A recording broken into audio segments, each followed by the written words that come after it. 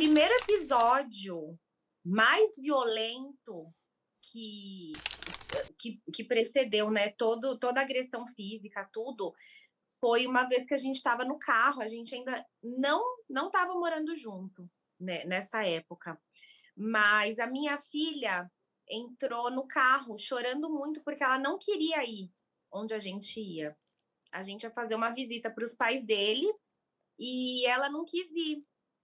Só que ela era pequena, eu falei: "Não, filha, você vai, né? A gente já combinou, a gente vai almoçar". Aí fez aquela birra de criança. Coloquei ela dentro do carro comigo e ela me pediu para ir no banco de trás com ela.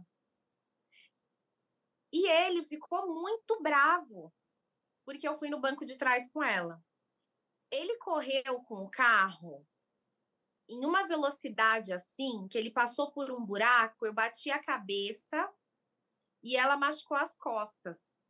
E ela começou a chorar na hora.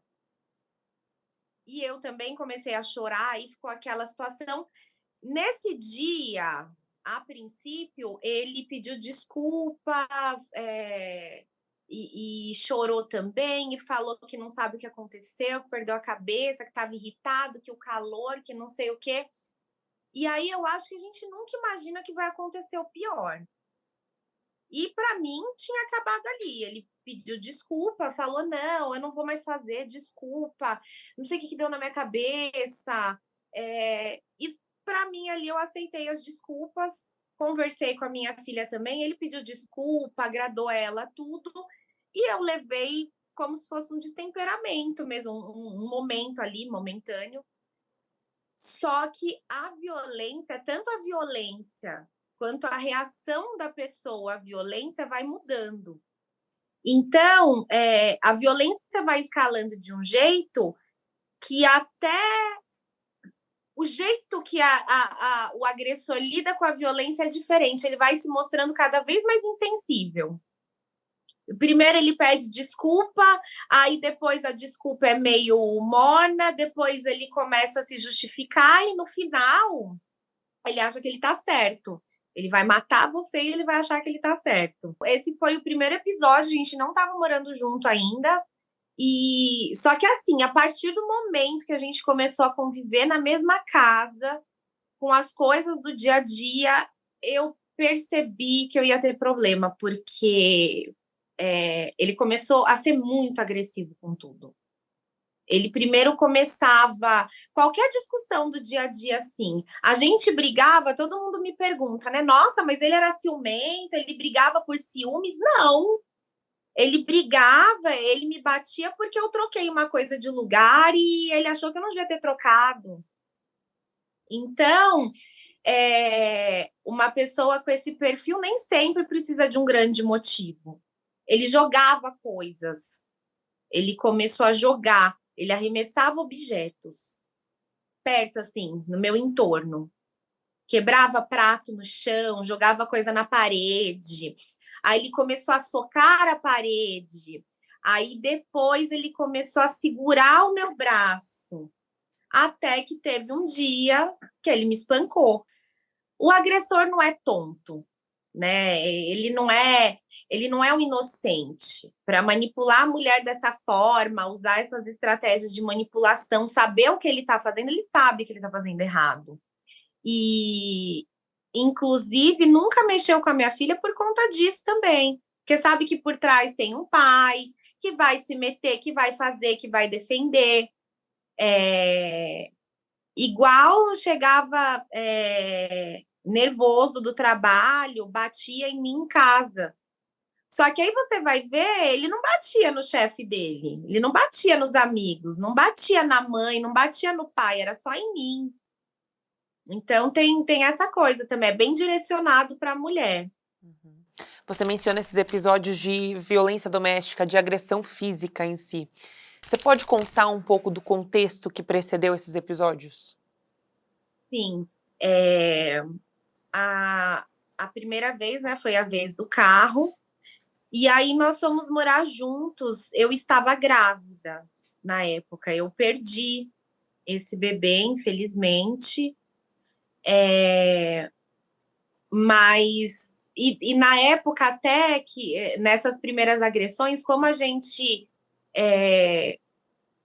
tava contando com o bebê, que a gente ia ter um filho e tudo mais, eu achei que pudesse ser também frustração por eu ter perdido o bebê, e eu até relevei, né? Até relevei isso, eu falei, não, ele tá triste também, se eu tô mal, ele também tá, ele queria ser pai, a gente alugou uma casa com um quarto, a gente estava montando o quarto de bebê, então, assim, frustrante. E aí fui levando por conta disso, né? E as primeiras vezes que a gente brigou dentro de casa, eu lembro que foi por coisa assim do dia a dia. Foi assim, você não lavou a louça. E aí começa uma discussão, a gente começava uma discussão, e ele não gostava de ser contrariado. Ele não gostava, mas assim, eu não podia contrariar o que ele falava. E ele não entendia, assim, que eu estava entendendo o que ele estava falando, mas eu não estava concordando. E eu falava, fulano, eu tô entendendo, mas eu não tô concordando. Não, mas você tá errada, você precisa entender, você precisa ver que você faz as coisas errado e que não sei o quê. E aí ele começou a jogar os objetos, né, que eu te contei. Ele jogou um prato da primeira vez, porque a gente discutiu por alguma coisa do dia a dia. E aí teve uma vez que ele ficou. A gente discutiu por conta de um ex-namorado meu, alguma coisa assim. E nós estávamos deitados assim, na cama. E aí eu sei que eu fui atender o interfone. E no que eu voltei, ele pegou e encostou a testa dele na minha. E falou para eu respeitar ele. Falou, você vai me respeitar, você tá me irritando.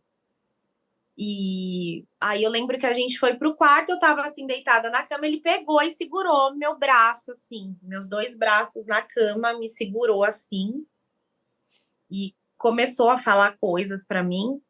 E como não machucou, como não foi um empurrão, um tapa, eu falei, bom, ele se descontrolou e tal.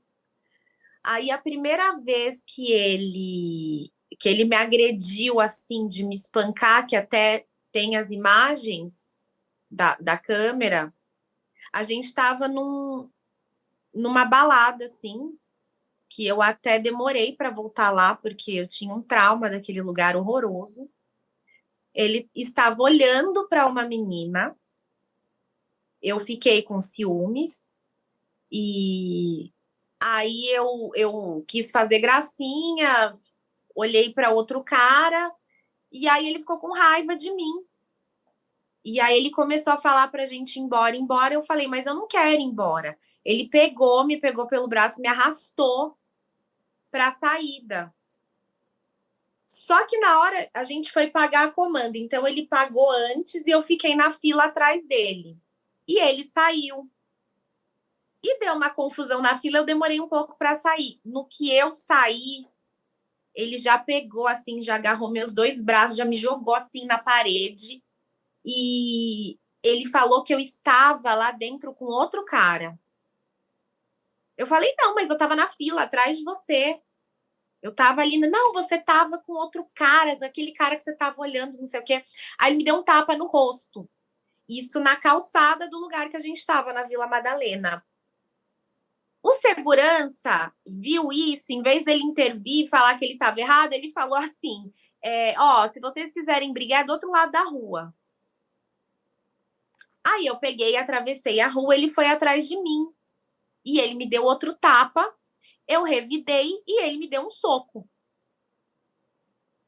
E tinha gente passando e as pessoas não fizeram nada, elas passaram, olharam, uns rapazes estavam passando assim, perguntaram se eu estava bem, eu já estava chorando muito. Aí começou aquela loucura, né? Porque depois que descamba para agressão é só ladeira abaixo. Aí eu chamei um táxi ou um Uber, eu não lembro. O motorista chegou e eu falei pro meu ex, eu falei, eu não quero que você vá comigo, eu vou para casa dos meus pais, você vai para casa. Não, eu vou com você, me jogou para dentro do carro, entrou no carro comigo. No caminho da Vila Madalena até a nossa casa na Zona Norte, a gente estava brigando no carro e ele me xingando de tudo quanto é coisa, porque eu estava olhando para o cara, e ele começou a segurar meu braço, me bater. E nisso, o motorista do táxi, do Uber, ele pegou, parou o carro e falou: Ó, se vocês continuarem com essa briga aí atrás, eu vou deixar os dois aqui. Aí eu sei que eu peguei, como era muito tarde, era umas 3, 4 horas da manhã. Eu peguei e coloquei a mão aqui no motorista, como forma de apaziguar, sabe? Coloquei a mão aqui e falei: moço, por favor, me deixe em casa, né? Eu não quero ficar na rua, eu tô com medo e tal. O meu ex ficou com uma raiva disso. Aí ele começou a falar: você tá pondo a mão no motorista, você colocou a mão no peito do motorista, você me humilhou e não sei o que. E fomos brigando até em casa. E na hora que chegou na porta de casa, eu saí correndo, porque ele tava me agredindo. Ele saiu correndo atrás de mim e foi aquelas cenas que você viu. Ele saiu correndo atrás de mim, abriu o portão, quebrou um cano da garagem. Ele quebrou o portão, quebrou o cano. Ele me deu uma voadora e continuou me batendo no chão. E isso mostra, né? Até na perícia das imagens da câmera, eles colocam, né? Que ele me jogou no chão e continuou me agredindo no chão. Eu saí correndo para dentro do elevador, ele foi atrás de mim, ele me jogou para dentro do elevador, me socou. Eu acordei assim, eu tava toda dolorida, toda roxa. E a gente subiu pro apartamento e ele continuou me batendo. Ele continuou. Aí no que eu acordei, eu tava com a mão machucada, com o joelho, o cotovelo, tava com um galo na cabeça. Eu não sei se foi do soco que ele me deu, eu não sei se eu bati a cabeça.